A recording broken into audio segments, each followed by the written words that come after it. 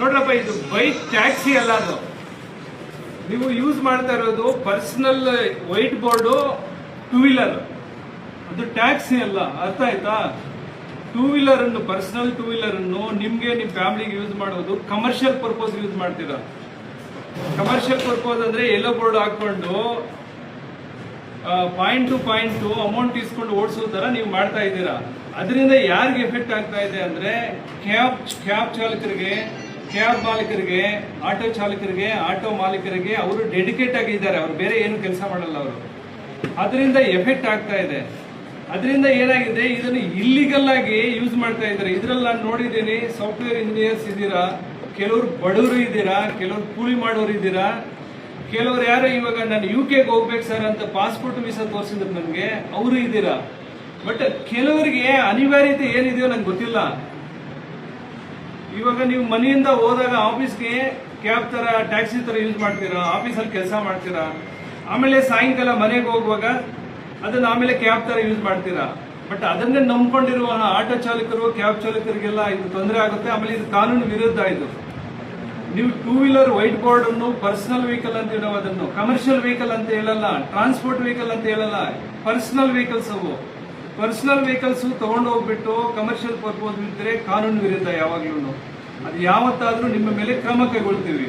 ನಿಮ್ಗೆ ಏನಾದ್ರೂ ಕಮರ್ಷಿಯಲ್ ಮಾಡ್ಕೋಬೇಕಾ, ಎಲ್ಲೋ ಬೋರ್ಡ್ ಮಾಡ್ಕೊಳ್ಳಿ. ಎಲ್ಲೋ ಮಾಡ್ಕೊಂಡು ಲೈಸೆನ್ಸ್ ಇರೋ ಕಂಪನಿ ಜೊತೆ ಅಗ್ರಿಮೆಂಟ್ ಮಾಡ್ಕೊಂಡು, ಅಗ್ರಿಗೇಟರ್ ತಗೊಂಡು ನೀವು ಮಾಡ್ಕೋಬಹುದು. ವೈಟ್ ಬೋರ್ಡ್ ಮಾತ್ರ ಯೂಸ್ ಮಾಡಂಗಿಲ್ಲ. ಇದನ್ನು ನಾವು ಆಲ್ರೆಡಿ ಸುಮಾರು ಸಲ, 2-3 ಸಲ ಇದನ್ನು ರೈಡ್ ಮಾಡಿ 1 ವರ್ಷದಿಂದ ಆವಾಗ ನಾವು ಸೀಸ್ ಮಾಡ್ತಾನೆ ಇರ್ತೀವಿ. ಆದ್ರೂ ಸಹ ಸುಮಾರು ಜನಕ್ಕೆ ತಿಳುವಳಿಕೆ ಇಲ್ಲ. ಆಮೇಲೆ ಸ್ವಲ್ಪ ಜನಕ್ಕೆ ಗೊತ್ತಿದ್ರು ಏನು ಆಗಲ್ಲ ಬಿಡಿ ಅಂತ ಮಾಡ್ತಾ ಇರ್ತೀರ. ಇದು ಮೇನ್ ತಪ್ಪು. ನೀವ್ ಹೇಳ್ತೀರಾ, ಇವ್ರು ಹೇಳ್ತಾರೆ ಹ್ಯಾಪ್ ಕ್ಲೋಸ್ ಮಾಡಿ ಅಂತ. ಹ್ಯಾಪ್ ನಿಮ್ ಫ್ಯಾಮಿಲಿಗೆ ಬೇಕಾದ್ರೆ ಇನ್ನೊಂದು ಮಾಡ್ಕೋಬಹುದು. ನಿಮ್ ಫ್ಯಾಮಿಲಿ, ನಿಮ್ ಫ್ರೆಂಡ್ಸ್ಗೆಲ್ಲ ಶೇರ್ ಮಾಡ್ಕೊಳಕ್ ಒಂದು ಮಾತು ಕೇಳಿ. ಹ್ಯಾಪ್ ಅನ್ನೇ ಕ್ಲೋಸ್ ಮಾಡಿ ಅಂತಲ್ಲ. ಹ್ಯಾಪ್ ಕ್ಲೋಸ್ ಮಾಡೋ ರೈಟ್ಸ್ ನಮ್ಗಿದ್ಯಾ?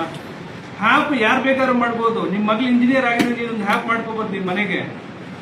ಅದನ್ನ ಇನ್ಬಿಟ್ಟು ನಾವು ಕಾನೂನು ವಿರುದ್ಧ ಇಲ್ಲಿಗಲ್ ಕೆಲಸ ಮಾಡಿದ್ರೆ ತಪ್ಪಾಗಲ್ವೇನ್ರಿ? ತಪ್ಪು ಸರ್ ನಮ್ದು. ಅದಕ್ಕೆ ಹ್ಯಾಪ್ ಕ್ಲೋಸ್ ಮಾಡೋದ್ರಲ್ಲ, ನಾವು ವರ್ಕಿಂಗ್ ಸಿಸ್ಟಮ್ ಅನ್ನೇ ಕ್ಲೋಸ್ ಮಾಡಕ್ ಹೋಗ್ತೀವಿ.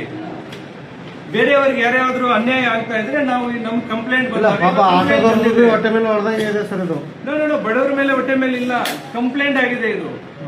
ಆಟೋ ಚಾಲಕರು, ಆಮೇಲೆ ಕ್ಯಾಬ್ ಚಾಲಕರು ಯಾರ್ಯಾರು ಎಲ್ಲೋ ಬೋರ್ಡು ಮಂತ್ಲಿ ಟ್ಯಾಕ್ಸ್ ಕಟ್ತಾರಲ್ವಾ, ಕ್ವಾರ್ಟರ್ಲಿ ಟ್ಯಾಕ್ಸ್ ಕಟ್ತಾರೆ. ಏನಕ್ಕೆ ಹೇಳಿ?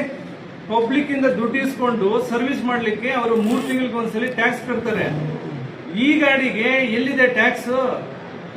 ಟ್ಯಾಕ್ಸ್ ಇಲ್ಲ ಇದಕ್ಕೆ. ಪರ್ಸನಲ್ ವೆಹಿಕಲ್ ನಿಮ್ಗೆ ಲೈಫ್ ಟೈಮ್ ಟ್ಯಾಕ್ಸ್ ಕಟ್ಟಿರ್ತೀರ ನೀವು. ಬಟ್ ನೀವು ಪರ್ಪೋಸ್ ಯೂಸ್ ಮಾಡೋದು ಕಮರ್ಷಿಯಲ್ ಬಿಸ್ನೆಸ್ ಪರ್ಪೋಸ್ಗೆ. ಬಿಸ್ನೆಸ್ ಪರ್ಪೋಸ್ ಯೂಸ್ ಮಾಡಕ್ಕೆ ಎಲ್ಲೋ ಬೋರ್ಡ್ ಇದೆ. ಅವರು ಕ್ವಾರ್ಟರ್ಲಿ ಟ್ಯಾಕ್ಸ್ ಗೌರ್ಮೆಂಟ್ ಕೊಟ್ಟು ಲೈಸೆನ್ಸ್ ಈ ತರ ತಗೊಂಡು ಮಾಡ್ತಾರೆ. ಅದು ನಿಮ್ಗೆ ಪರ್ಮಿಟ್ ಇದೆಯಾ, ಇಲ್ಲಾಂದ್ರೆ ಟ್ಯಾಕ್ಸ್ ಕಟ್ತೀರಾ? ಅರ್ಥ ಆಯ್ತಾ? ಇಷ್ಟು ಇನ್ಮೇಲೆ ಯಾವುದೇ ಕಾರಣಕ್ಕೆ ನೀವು ಮಾಡಬೇಡಿ.